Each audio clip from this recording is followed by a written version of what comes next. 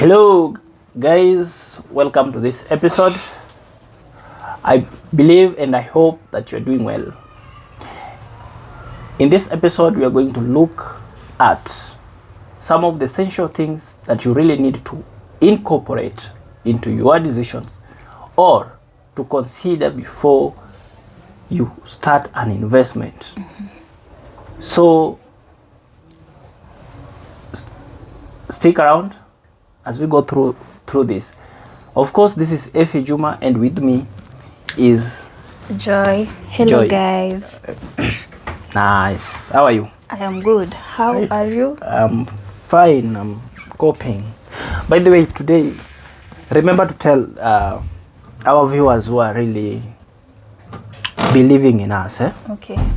to subscribe to our platforms. Okay. And the platforms are so many. Those of us that are viewing us via Facebook, through Efe Juma or Juma Jacobs, they should follow. We'll tell them. Then those are watching us via YouTube, Efe Juma or Radical Leadership, they should also remember to subscribe. Okay. Right? And yes, and Radical Leadership is also on Facebook. They can also follow, and any other platforms that they will meet this particular content, the ones that we own. Just tell them to. Already I've mentioned, but you can also mention to You them. have said by the end of the video. Now, just tell them now. So our esteemed viewers, we would love for you to make radical leadership a big thing. The share with your friends, share with your business partners, share with so many people out there. It's a big platform, but it's still yet to be recognized. We are on the growth. Yeah, we are still. We are on the growth stage. Yeah, we are growing. But our products, our. Will you let me talk? Yeah, we will. Okay, proceed. We need your support as we share this information with you guys. We will also like you to share the information that you are getting from us to other people so that the impact can be felt. Okay, so as he has said, our Radical Leadership is on social media platforms such as YouTube. Please subscribe Radical Leadership or at Efe Juma. Yes, Efe Juma Efe also. Juma. Yeah, there are those that also will find this at Efe Juma as a brand. Yes, and yeah, Efe Juma is on Facebook and also on YouTube. Yes. So please guys, subscribe and let's all grow together. Okay. Right. Yeah. So thank you for that. Welcome. Now, before we move, I want to ask you a question. Okay. And I want to ask you on behalf of our viewers, so that they can get the concept that I want to drive home. Now, the question is, assume you go to a supermarket, Yes. and you are there in the supermarket. Already, you always find that products are arranged in the shelves. All right, and you see those products there. When you pick a particular product of your interest and you moved with it towards the cashier. Yeah. Now, at that instance, okay, can we say between you and the supermarket, who is offering who the product, the purchase? Is it true to say that you are offering to buy the product or to purchase the product, or is the supermarket that you are offering to? Okay. Never really thought about that, but my opinion is I have walked into a supermarket, I have gotten something from the shelf, and I'm walking towards the cashier to hand over the purchase. To do the purchase. Okay, to do the purchase. or to do the payment. Yeah, Yes. exactly. The payment. Exactly the point. Okay. So who is offering who? Are you the one offering to buy, or the one offering you the product? I think the supermarket offered me the product. If I'm handing over that product in a supermarket, it's because I have to line up for it. They read the barcodes or whatever they do so that they can get the actual price. Okay. Let me explain this. Anytime when you go to supermarket Okay. or any marketplace, always think of these terms, because sometimes you will find yourself in a problem.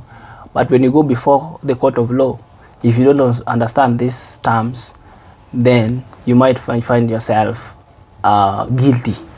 But I think So okay. we have two terms Okay. that happens anytime you go to supermarket.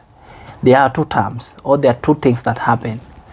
There is what we call invitation to treat, and there's what we call offer, and also there's what we call acceptance. Actually, we have three things that happen anytime that you go to supermarket. That will happen, and it was very vivid enough. There's a time when we had COVID-19, Okay. and we were having some shortage of certain commodities, and you could pick a stuff from the shelves, and when you go to pay, you'll be being told that you can only buy a limited amount of a limited number. Okay. Right. So what does that tells you? That it is when you go to supermarket, it's not the supermarket offering the thing for you. You are the one offering to buy. All right. So that's why they have the right to accept or to decline the offer. So in that case, they could decline your offer of buying. Maybe say, for example, you have 4 packets of flour. Flour, and they only accept that the only offer they can accept is maybe 2 packets. Right. So you understand. Yeah. So when you go to anytime you go to the supermarket, when you present whatever goods you have, if the supermarket, it's whatever you are doing is offering the supermarket. All right. So if they don't accept, then there is no contract. So it's the supermarket that is doing the acceptance. So the ones that usually see, when you see those products displayed in the shelves, that act is just called invitation to treat. They're inviting you to treat the products, but they're not offering you the products. All right. So if you treat the products and anything happen, but definitely whatever I wanted to explain, I hope our viewers have gotten the point. I hope you have gotten the point. Yeah. So let's get to the main thing of today. The main thing of today is that we are going to look at what are the things that you really need to take care of or consider before outlaying capital, right? Okay. Before investing your money, that your hard-earned money. What are the things that you need to consider? Now, first of all, what do you think that you need to consider before you do anything, before you invest any money? Market trends.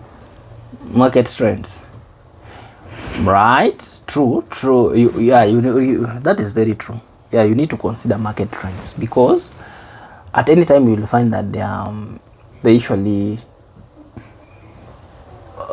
patterns in particular market. Yeah. Right. So sometimes you will find that, for example, we have what we call industries. In particular market, we have industries. Yeah. And if I mean industries, I mean what I refer to is companies or companies that are producing, or firms that are producing a certain line of product. Okay. So for example, you can say we have manufacturing industry, We have processing industry. We have service industry. Yes. All right. Yes, under service industry we have banking sector. We have insurance. So those are the industries that we have. Those are some of the industries that we have. So you really need to consider this. You really need to see which industry is performing well. So that is what we call doing your due diligence. So you have to do your due diligence to ensure that you lower the return that would have come with what we call opportunity cost. So yes, it is true that you have to consider, you really need to look at market trends before you decide. All right? Yeah. But immediately before even you go to market trend,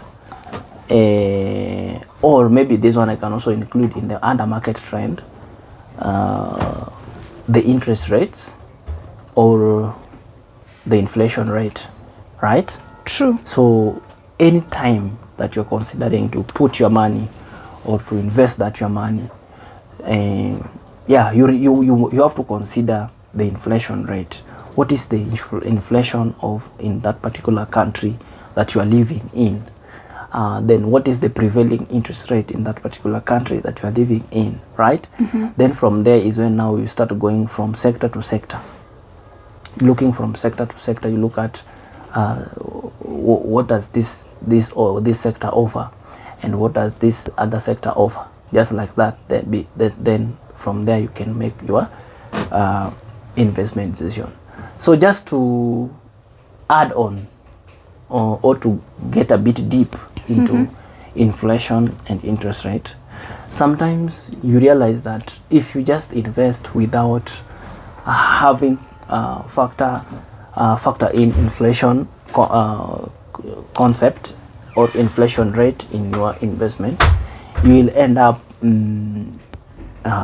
not outpacing inflation. And if you don't outpace inflation, it is very dangerous, because in essence you are losing money rather than investing money. So it's like you keep money, but your money is losing value. So at any time you must ensure that your interest rate or your return on that investment is higher than inflation rate. Okay. Then that's when you will be sure.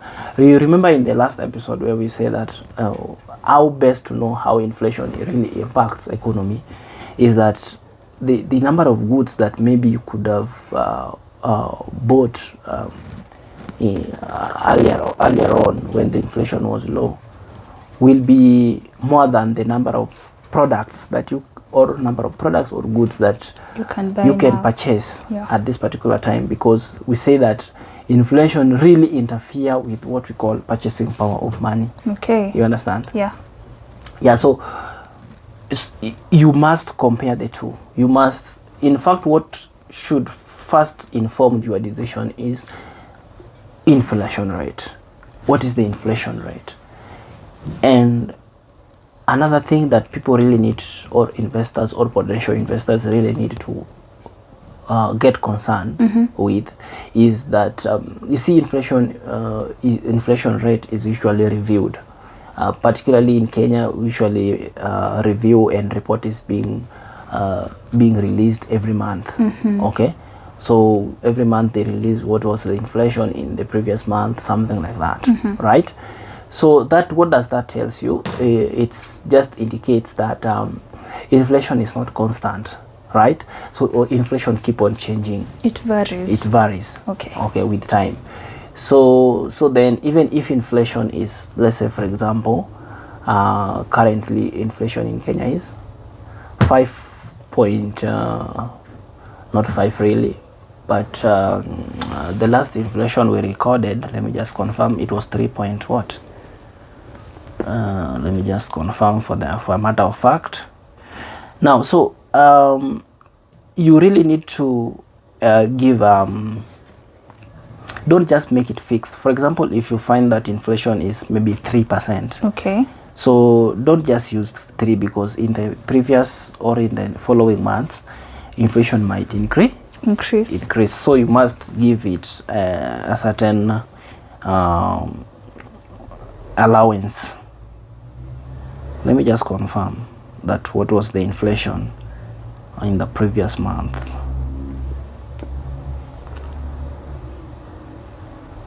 As he confirms, I hope that we are taking notes. Actually, for us youngsters, we are learning. Right. So inflation, the inflation in this inflation in in February. So inflation in February was this year. Yes. Okay. 3.5%. So it means somebody who invested somebody who put money in investment, especially in the month of February. Okay. If your return on investment was, for example, or interest rate, let me just use interest rate, is 3.5 or less, then it means that was not an optimal investment because inflation rate is higher than that, right? Now, another question could be, is there investments that or is there investment that could be giving an interest rate 3.5 and below? Yes, there is.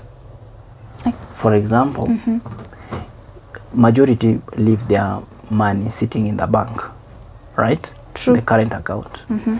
Now, first of all, people really need to understand that current account, the money in the current account is called on-demand deposits. And when you say on-demand deposit, it means that they're deposit that the people, the owners of those money, can call for them anytime. And calling means they can withdraw. They can have the need of withdrawing the money at any time. So you can't predict. So what happens? Banks cannot use money on the demand deposits or current account for investment or for lending, right?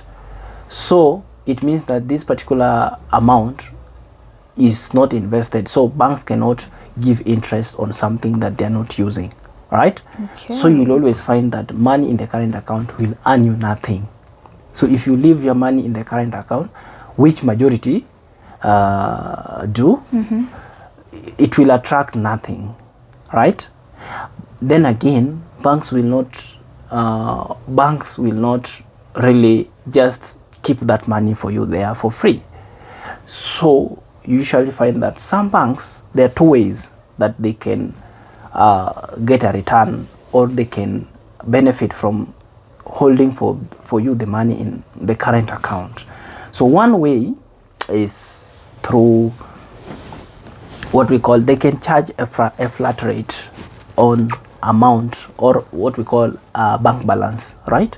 They can charge a flat rate, let's say maybe 1%, right? Or they can charge a flat rate. So it means that if you leave your money in the current account there, that flat rate, some of them call it bank maintenance charges. So it that clearly indicates that if you just leave that money apart from inflation, banks will also be charging bank maintenance charges.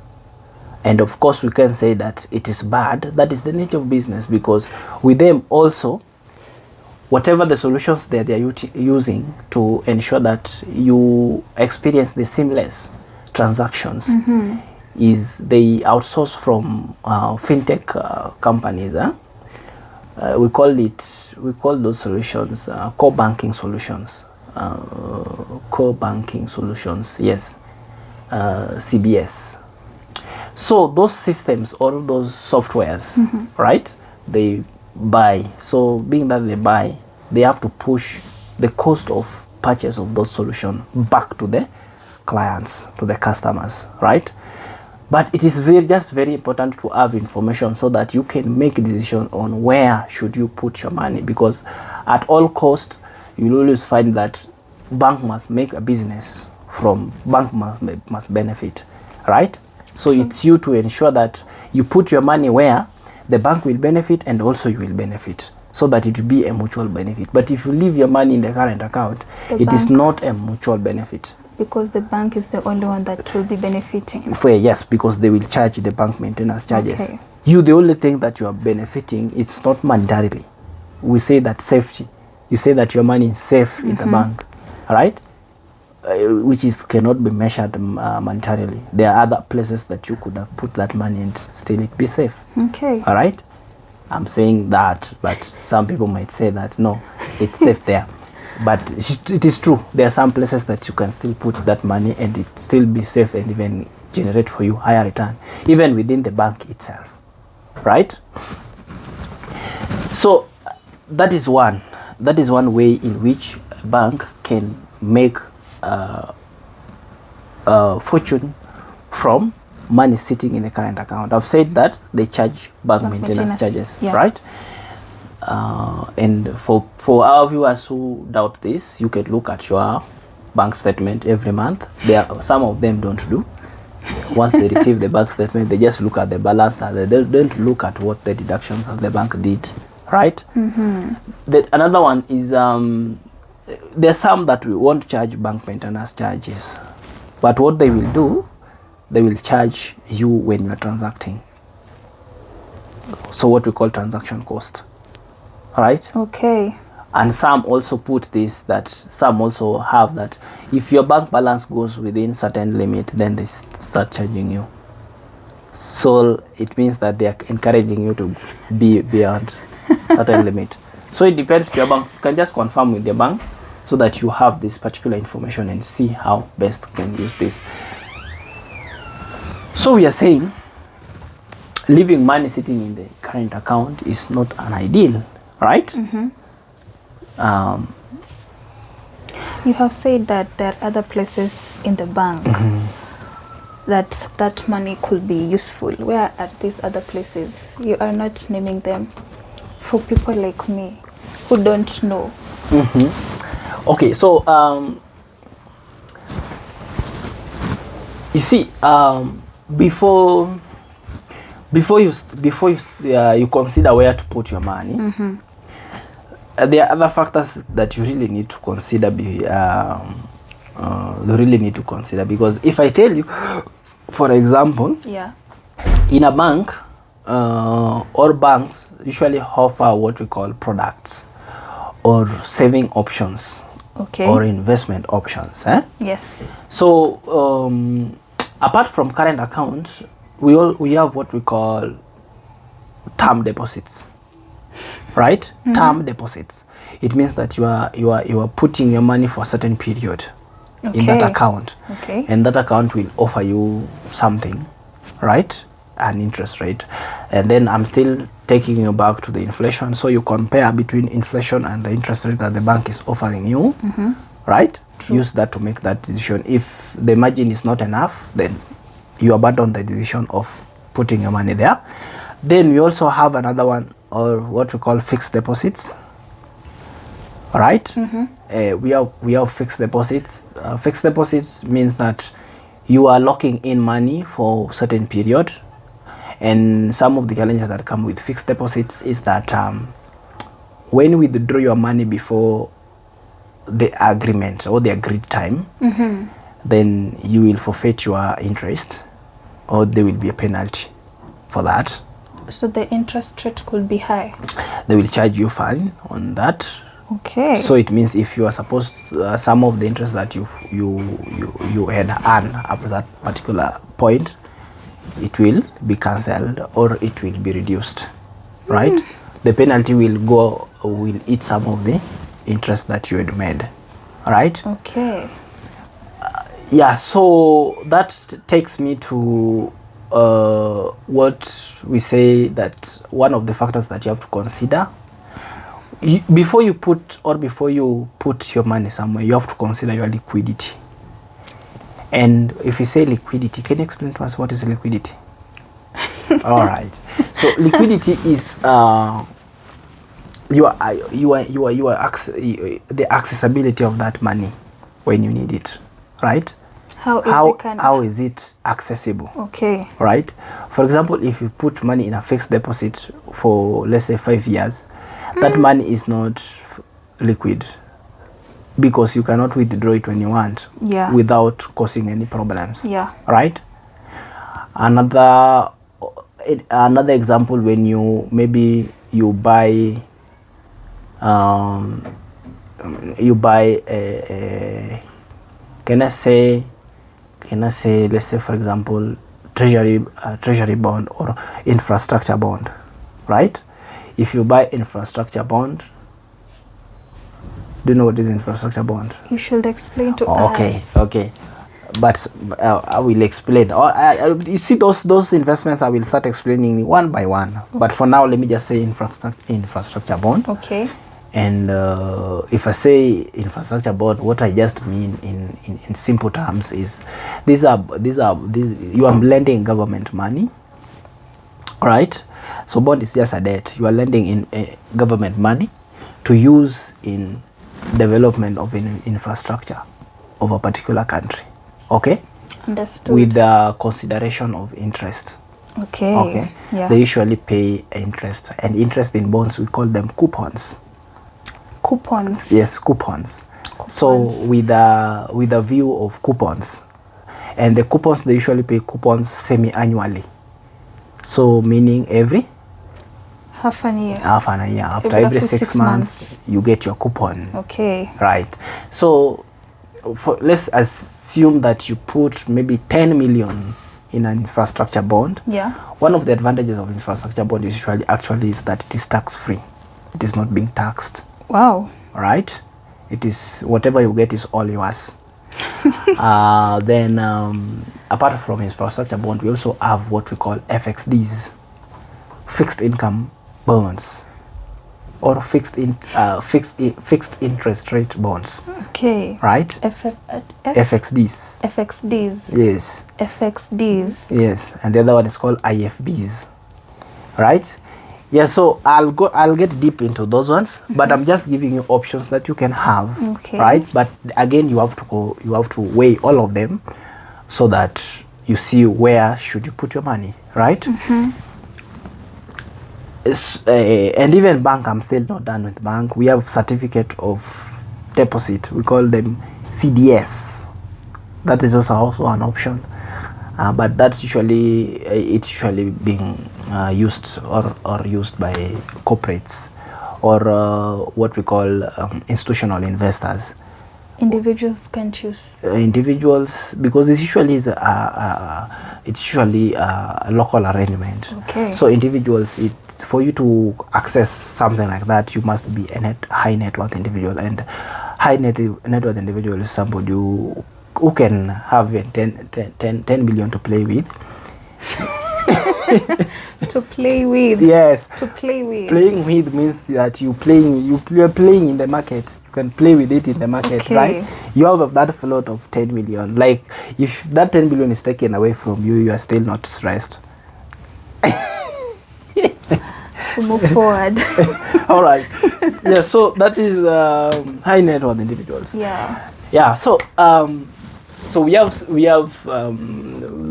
so products in the bank. I've said that we have current account, which is not the best. Yes. It's just a way of holding your money. To keep it safe. It's not even safe because inflation will hit it. As long as you're okay. Is it safe? Inflation will hit it. Safe from theft. Inflation is already stealing it. Physical theft. Oh, okay. That one that you see, it is now reduced. Yeah. You see, it is now reduced, not ideally. Yeah. Okay.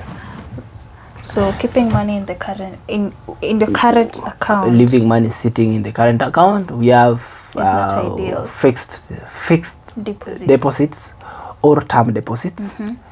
And then we've talked of also certificate of deposits, and also we have what called commercial papers. Commercial papers. Elaborate. Commercial papers is just short-term lending. Okay. Unsecured short-term lending. Okay. Right? It's just unsecured. Like there is no security for that. And if I say security under investments, I mean like collateral. If the money goes, it.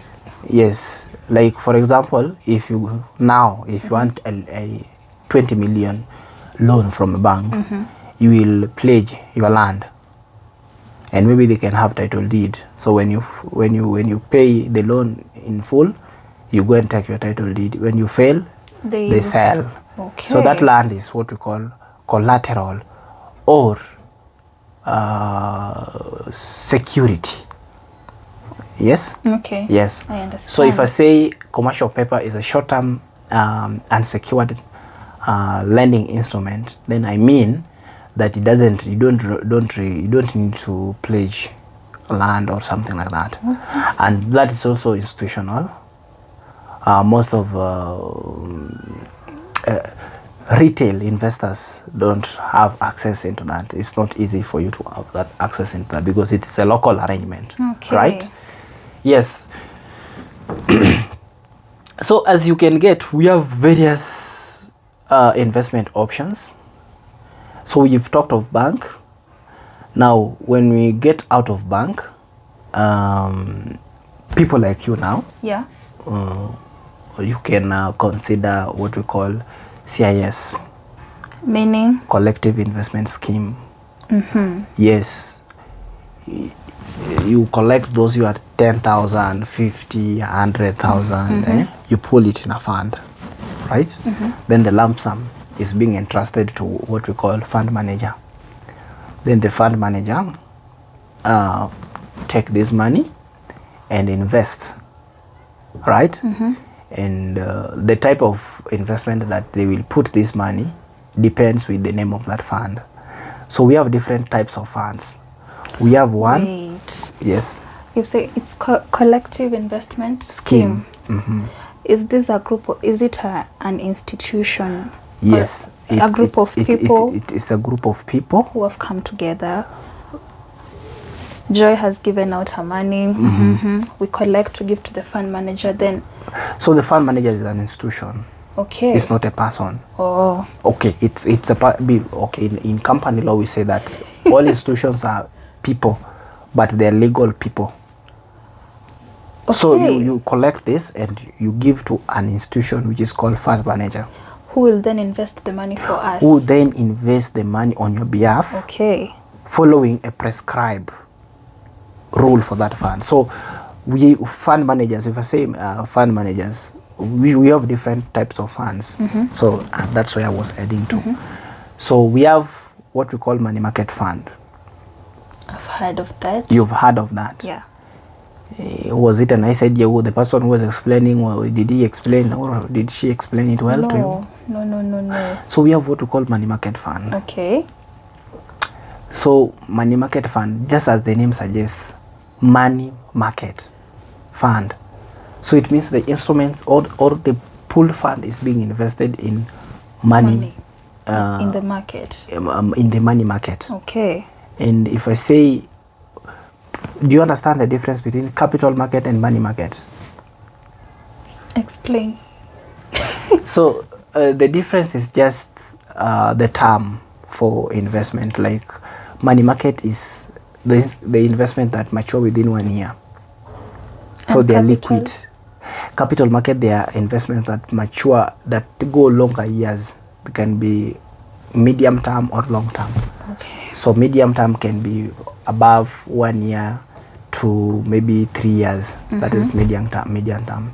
Then long term, maybe now from 5 years to 10 years, 20 years, 30 years. Yes. Okay. Yes. So that is capital market. So for example, these institutions like pension funds, pensions funds, they usually invest in capital market, right? Because when you put your money in, the deductions when you employ that, those deductions that go to pension fund like NSSF,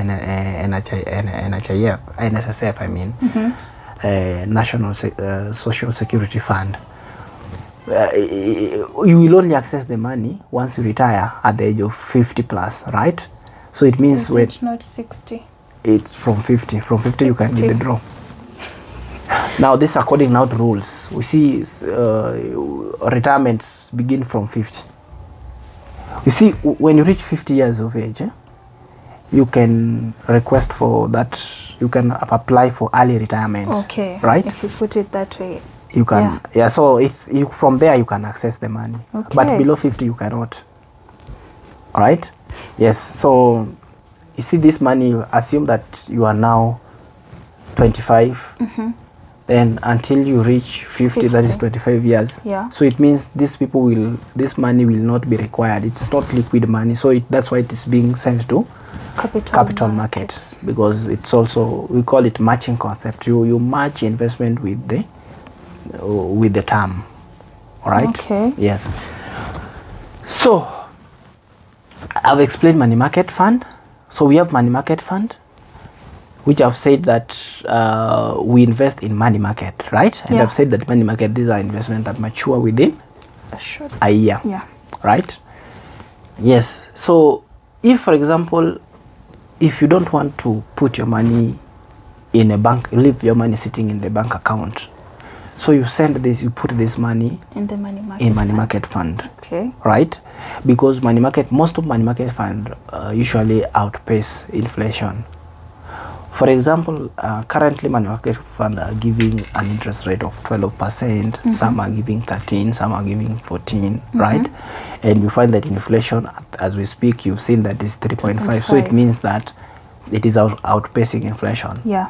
So instead of leaving that money idling in the bank account and inflation is stealing it, you can put this money into the money market fund. Right? Yeah. So this is for people who are risk averse. People who are risk averse. Those who fear risk, right? We call them risk averse people. Okay. What is it? Never heard of that term. Risk averse. Yes. Okay. Yes. So those who are risk averse, they fear risk. So with them, they can leave their money in money market fund. Okay. Yes. Then those people who are aggressive investors, those people who don't fear risk. So aggressive investors, with them they can exploit. They can't be comfortable leaving money in the money market fund because they want more. They want to explore risky investment opportunities, for example, like stock, forex, the Bitcoin. Yes, they want to explore those ones. All right, because there is also potential for higher returns. Yeah. So another aspect with the money market fund is that you can put, if you are that person who require liquidity, and you say liquidity, I say that accessibility of your money. Yeah. You are somebody who can just wake up in the morning, you say that you need 10,000. Next week, you need some 10,000, right? Like that. So if you put this money in a locked account, then it can inconvenience you. So where should you put your money if you are such a person? Money market fund. Yes. So, and I don't mean that if you put your money in money market fund and 1 year has elapsed, then you will be refunded the money. Like they will take the money and send it back to you. That now the investment period is done. No, the money can always sit there, but the only difference is that this money you can access it if you want. Okay. Right? You are not limited. You are not limited. True. Now, what we are saying is that the fund itself, that institution, it is investing this money in a short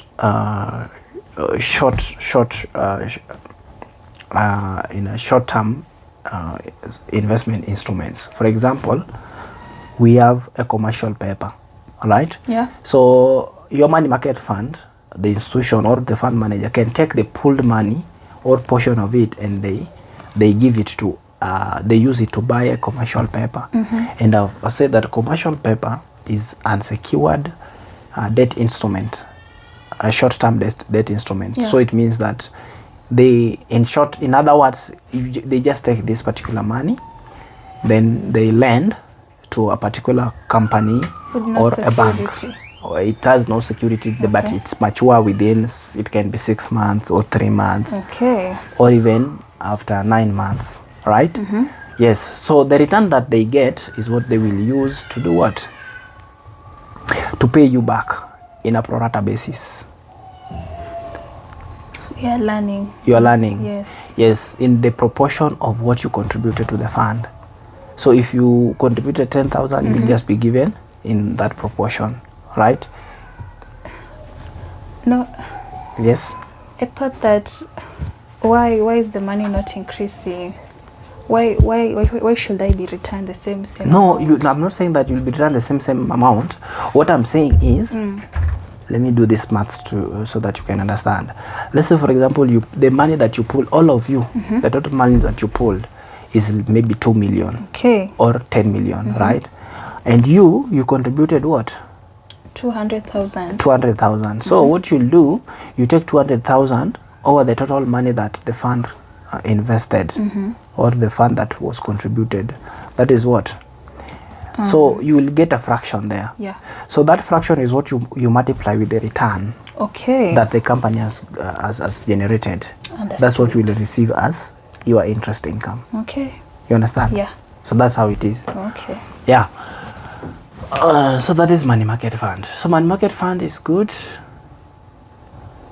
but to me, okay, if you don't have liquidity needs, if maybe this is money that you want to save for some time, or the money that you would wish to lock in what we call fixed deposit with the banks, I encourage you not to put it in fixed deposits. So you can still go to fund managers. There is a product called fixed income fund. Fixed income fund. So the underlying assets, if I say underlying assets, what I mean is the investments where this money will be invested, right? So the underlying assets under fixed income fund is usually majorly bonds, the bonds that I was explaining. So instead of you investing as an individual, you take your money and you go and you invest in IFBs or FXDs. You would pull money together, then the fund manager will invest that money in that FXDs or IFBs, and also corporate bonds, right? True. Yeah, so after investing, the return that they get, again, the pattern is the same. It will depend with how much did you contribute to the fund, right? Okay. But you will always usually see that a fixed income fund is giving more return compared to money market fund, and reason is the more you lock your money.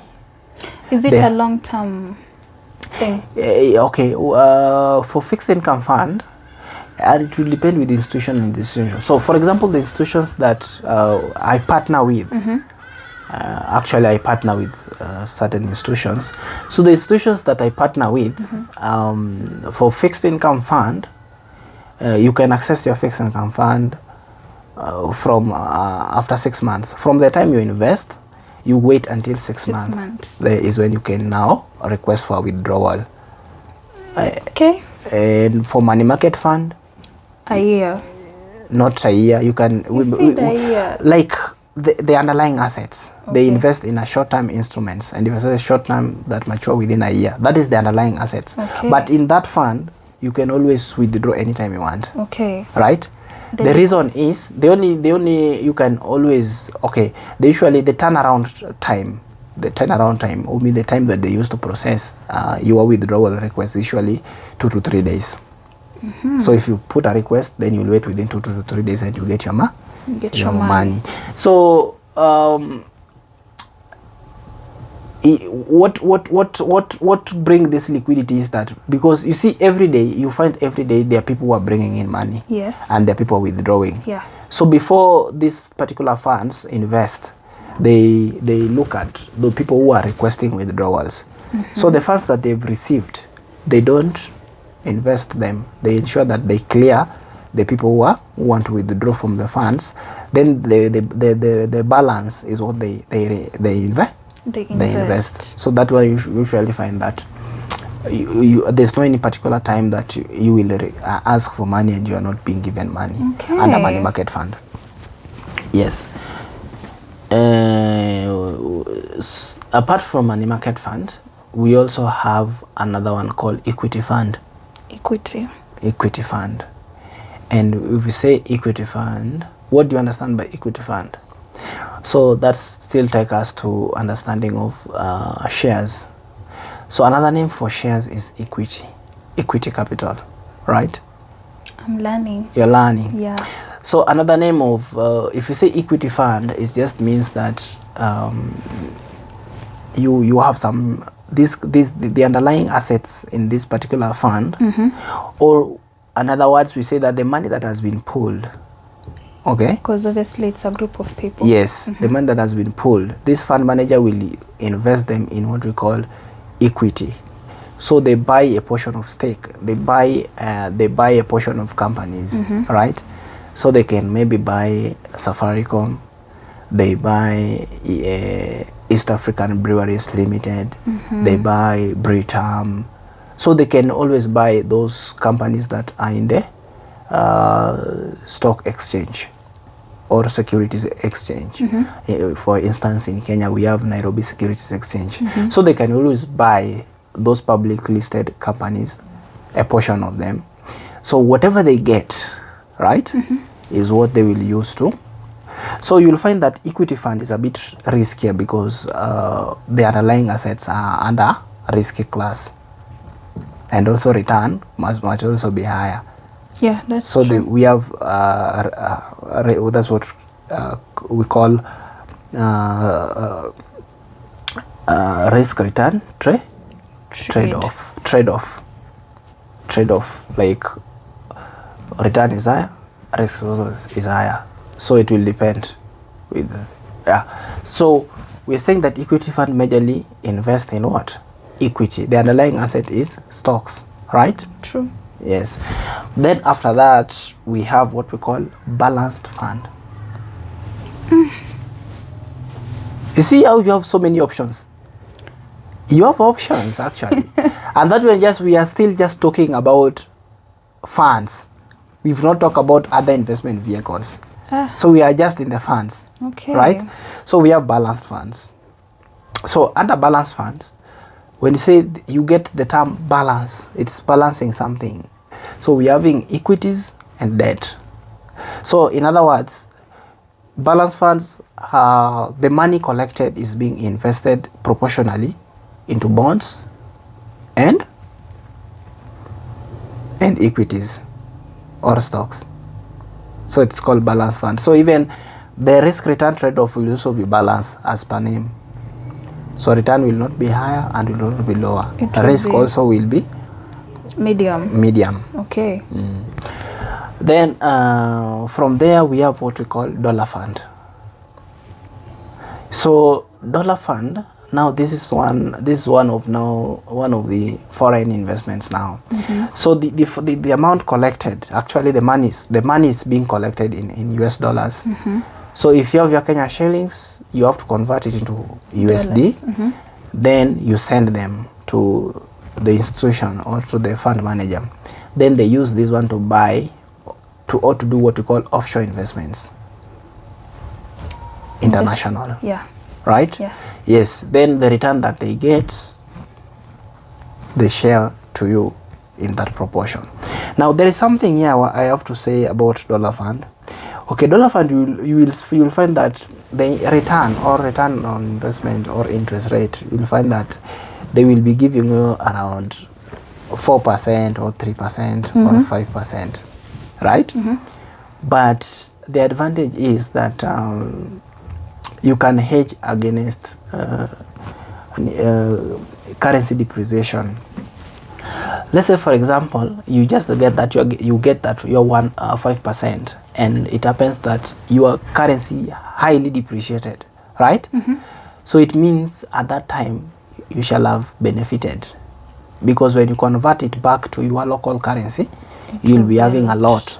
Yeah. So apart from capital gain or interest, you'll also be having what we call forex gain. So that's an investment that I usually call double. It's having potential of double, forex gain and interest gain. We are in dollar fund. Yeah. Yes. So those are the funds under CIS, under collective investment scheme. Then from there are other investment. For example, you can say that you want to get into real estate investment, but you only have just 100,000, or you just have only 50,000. It's still possible. right? So Is it? yes, there is an investment called REITs. REITs. Yes, REITs. yes, REITs, real estate investment trusts, Okay. right? Real estate investment trust. So under REITs also, it's just working like stocks. So they are being traded on this stock exchange or securities exchange. All right. So you can just buy as you could have bought stocks. So you just buy a portion of that particular. So when it appreciates, then you also get something. And when that company that dealing with the REITs, that real estate investment scheme, when they declare dividend, you also stand to get the dividend. But also when it appreciates, then you also stand to get what we call capital gain. Capital gain. Are you getting? I think. I think I should I'm just. following. I think I should just stop there. I've really mentioned a lot. So let me give our viewers an opportunity to fathom about those ones. Then maybe when we meet in another episode, we'll now go into deep each particular investment, upside and downside of that particular investment.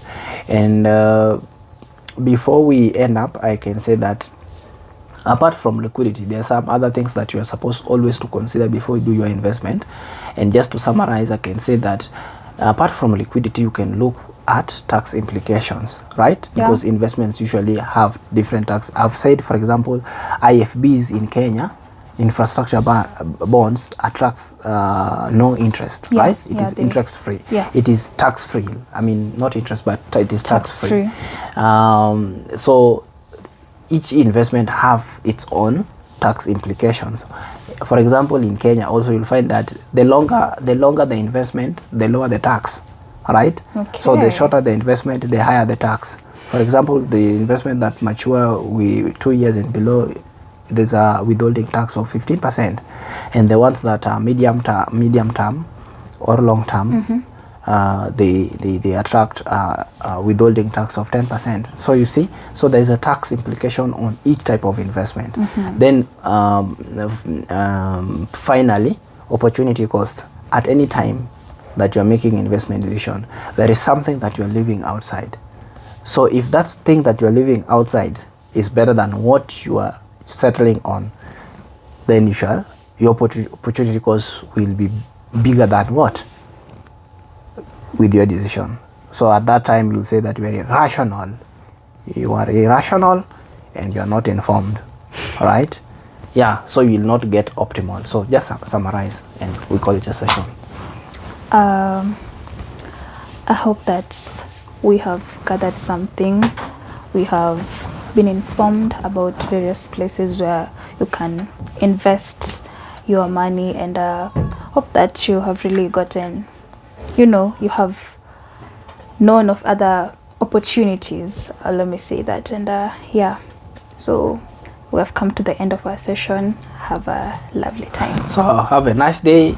In case you need to invest, you can reach out to me directly and I can always help you. I can also always give you where to put your money, and with a lot of confidence, with a lot of trust, and with a lot of return. Thank you. Have a nice time.